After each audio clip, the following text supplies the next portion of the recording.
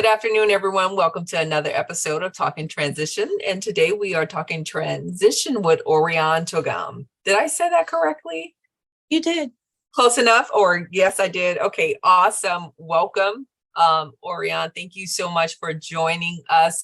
Talking Transition is all about sharing firsthand experiences of teens and adults with autism. And so we are so pleased to have you here with us today. So tell us a little bit about yourself and your journey with autism.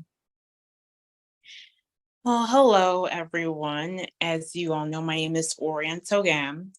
I am born to two immigrant parents who immigrated from Cameroon, which is part of Africa next to Nigeria. I take pride in, growing up, I used to not like myself at all, believe it or not. Really? Yeah, and I was really shy. Oh, wow. And so how did you kind of come out of that? Because you clearly, we see the sash, we see the crown, you are a beauty queen. How did you overcome that shyness? I overcame that shyness from the love of my friends and family and seeing the representation in medias.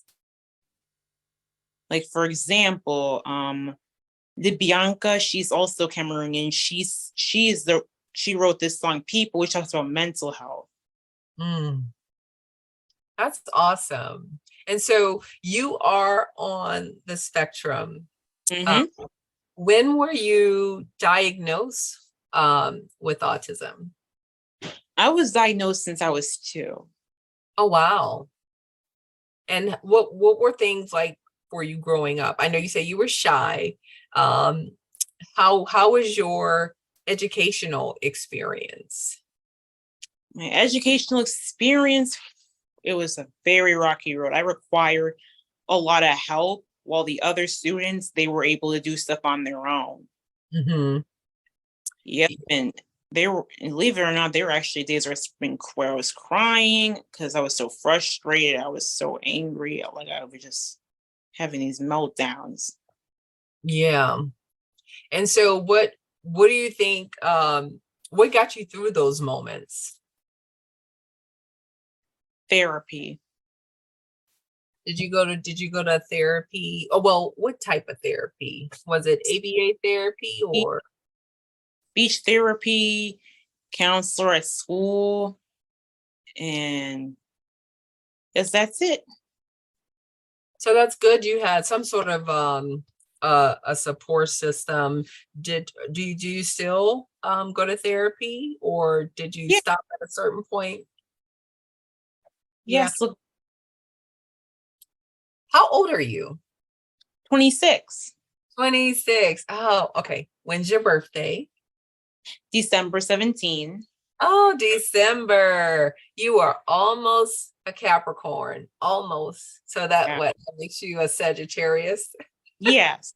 Yeah, I'm not big on astrology, but growing up, my mom would have these little signs that sort of these cute little plaques that were related to all of our birth years. And so I used to read mine all the time. And I loved it. And it's so weird how true to I don't know if it's science or whatever, but I definitely have all of the traits that it said I would have.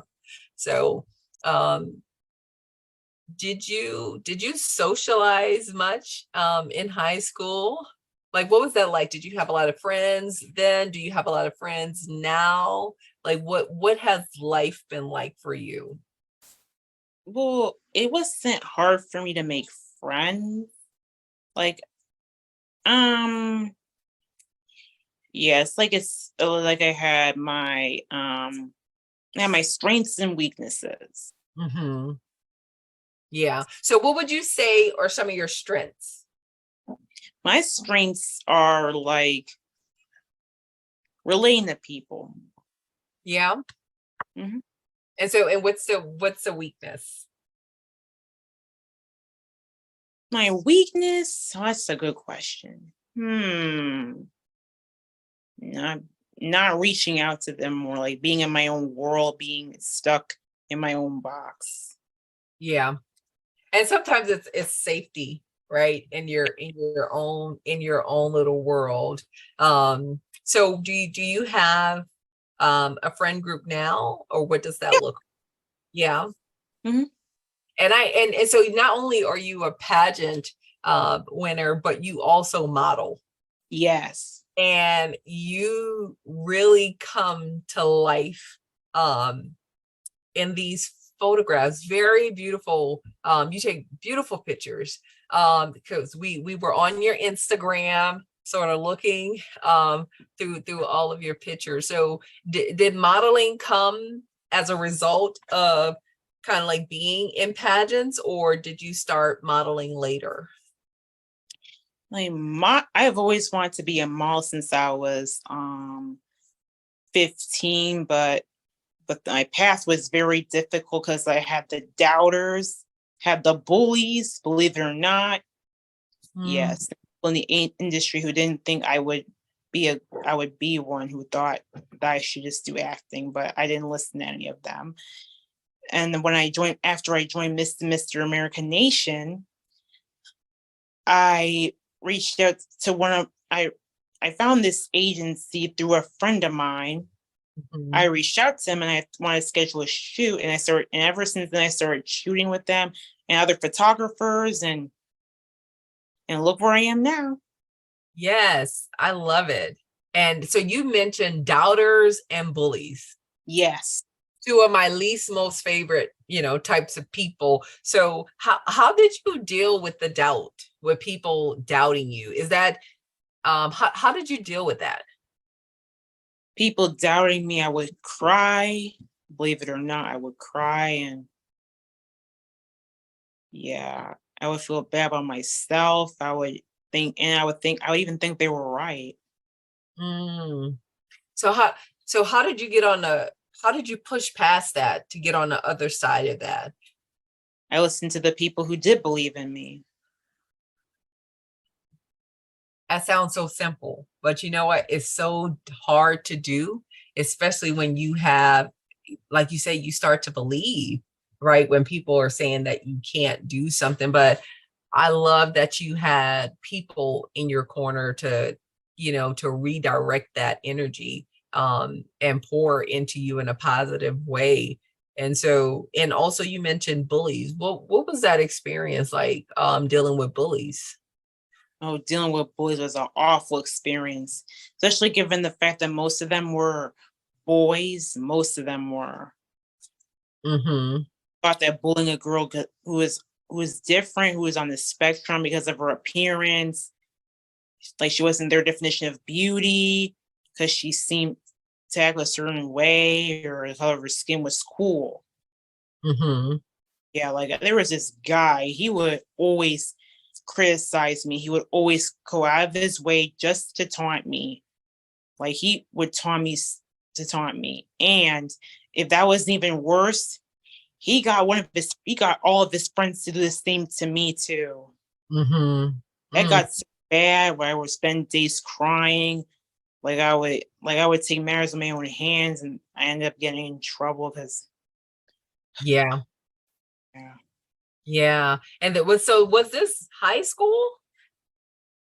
Middle school through high school. I Middle mean, school through high school. elementary, high school. Like I met him in elementary school. Yeah. I've had a bully or two that I've had to face too. And it's almost like you said, it's unfortunate, like you feel like you have to go to these measures to sort of put the bully in their place. But then, like you say, you realize that, I'm the one that's getting in trouble. And so, but what was the support like for you at school? The support for me in school was really abundant. Like, Mm, yep, I would have people who would help me, like not more than not just like the teacher's aid, but also even students too. I love that. I love how you describe that, like saying that it was abundant. Because to me, I think of like uh, overflowing when I hear the word abundance. So that, and you mentioned that you had peers, student peers too, that would support you. And I think that's really cool. Because sometimes, even with all the bad or the craziness, it's still some good in there. Did you go to college after high school? Yes. What was that experience like? And where did you go to college? I went to college at Prairie State, and the experience was a little bit pleasant, but mostly unpleasant. Now, where is Prairie State? Where is that located? It's located in Chicago Heights. Chicago. Okay, okay. And what did you decide to study? Well, I originally went for pharmacy, but then that didn't work out. And then I tried nursing, and sadly didn't work out. And yeah, Mhm. college traumatized me so badly. Where Mm. Did you get any support at the university, or how was yeah, it? a community college, and yeah, I got support, but I guess my brain did not function well as the others. Mm. So did you decide to stick with it, or did you change like majors, maybe decide to study something else, or did you just like say, oh, not for me, I'm going to move on to something else? And not for me, I'm going to move on to something else. And now you are a beauty queen. Hmm. Yeah. So do you work other than the modeling? Is that your main source of work? Oh, I actually started a new job. So what do you do? Well, I'm a cashier. I take orders and I serve food to Okay. customers. Do you like that type of work? Yeah. What do you like most about it? What I like most about it is um the people there. Oh, that's awesome. So now do you think that this is something that you'll do long term, or is this just something that you're doing right now? Something I'm doing right now. Yeah. Well, what would you like to do long term? What if you could be anything, do anything, what would you do?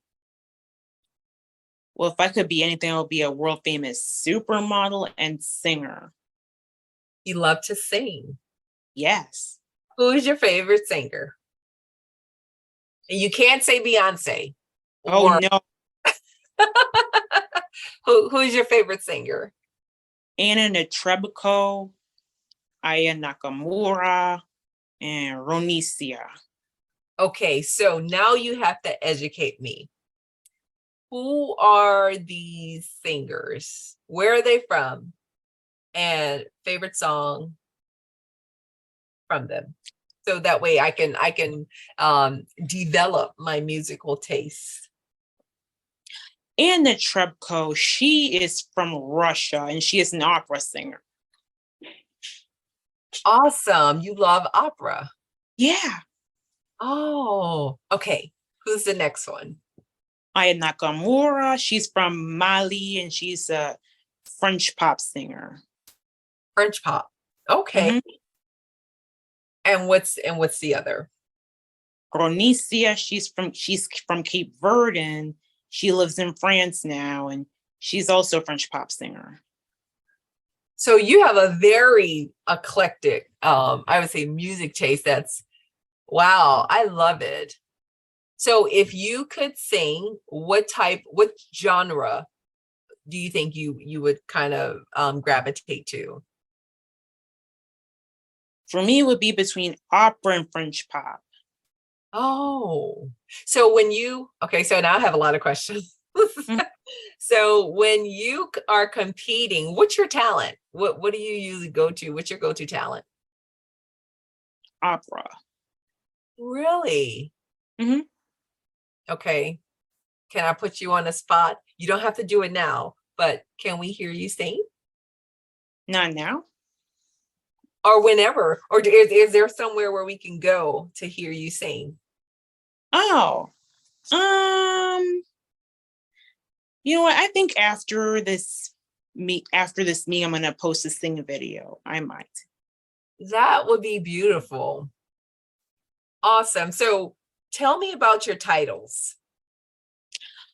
When I first joined Miss and Mr. American Nation, my title was Miss Cameroon American Nation 2019.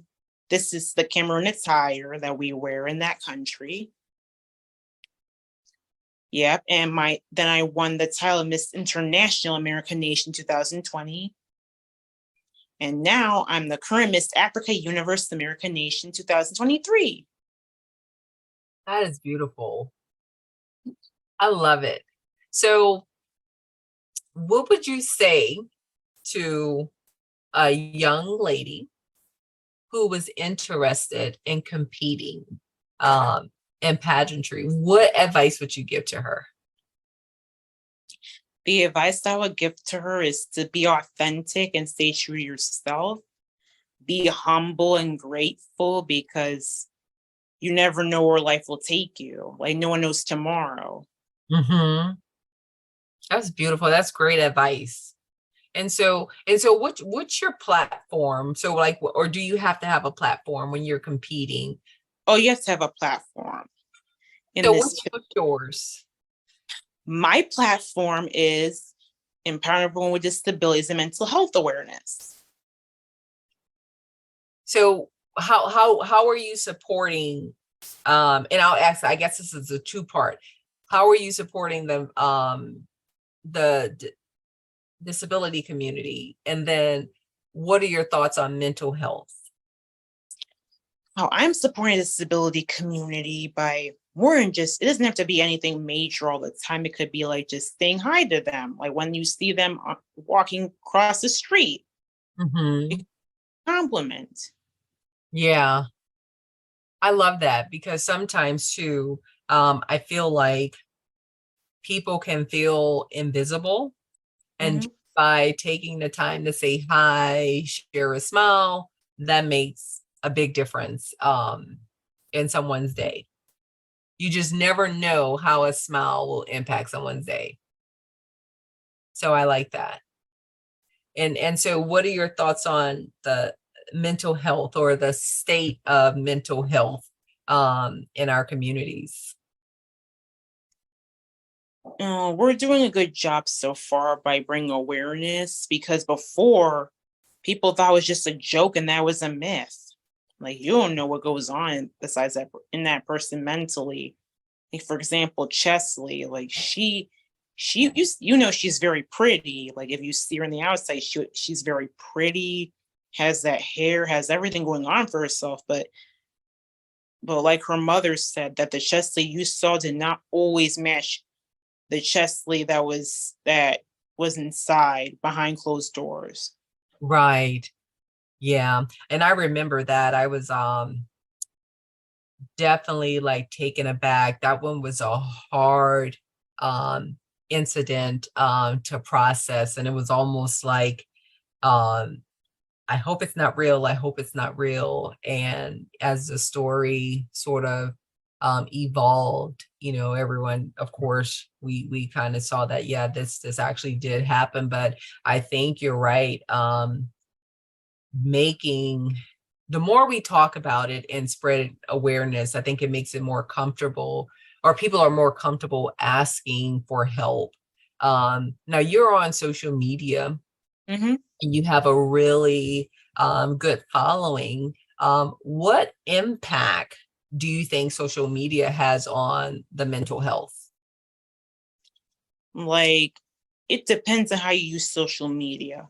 Like, if you use it for negativity, saying like embarrassing people, like unreal, making people feel bad, then it'll have a negative impact. However, if you use it to encourage for positivity, like Mm. encouraging others, being realistic, it then it will have a beautiful impact.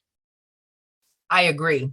I agree, because I get a lot of sometimes I see a lot of inspirational messages, and they seem to come like right on time. It's like, oh, I needed that little um burst of positivity. But you have a lot of kids that are on social media, and they're using social media to bully others. And it's very different, I think, especially when I was in school. You could escape the bully when you were not in school.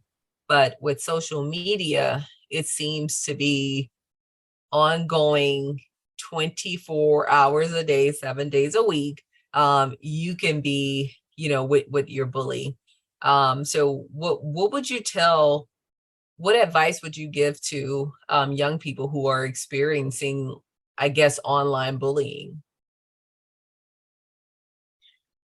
My advice for them would be that it has nothing to do with you. It says a lot about who they are. And Mm-hmm.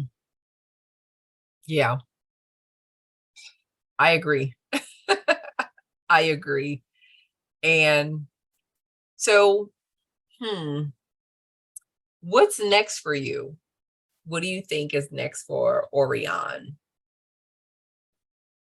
What is next for me is going back to doing what I love the most and, making a few covers.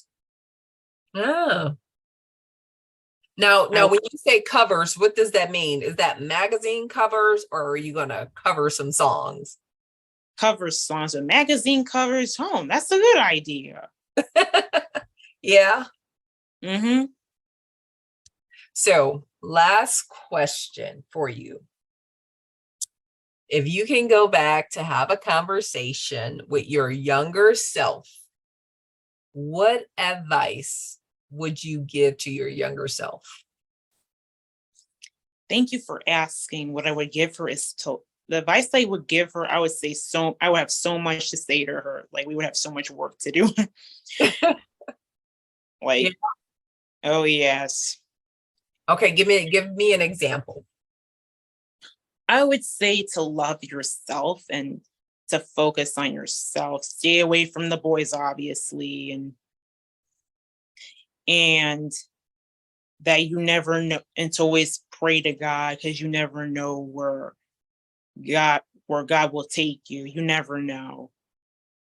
So do you find, and I said that was the last question, but I lied. I have one more because you made me think of something else. Do you feel like your faith has been something that's really helped you sort of navigate through life? Yes. That's awesome. I love that too, to love yourself. Because that's so important. And I think even when you are a young person, teaching a child to love themselves very early on is important. So, and what's another piece of advice? Is whenever someone is bullying you to tell an adult. Yeah. Do you think a lot of people keep that to themselves when they're Yeah. being bullied? Why do you think that? Maybe it's because they fear retaliation or they don't want to be, because you know how kids hate it being told on, and Mm-hmm. Mm-hmm. it's Yeah. it's it's almost like an abusive man hitting his wife. Like he doesn't want anyone to know that he's abusive to his wife because he knows the consequences. Mm-hmm.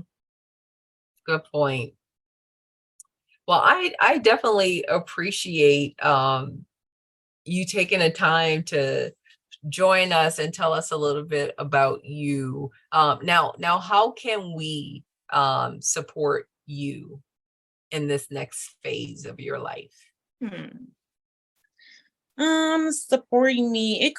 It doesn't have to be shouts all the time. It could be like comment. Hmm. Commenting on your social media, Yes. sharing. I love that. So just letting people know, letting that you're there, that Yes. we're there for you. I Hmm. love that. Well, thank you so much, Ariana. I appreciate you being here today. Thank you. You're welcome. I appreciate the interview.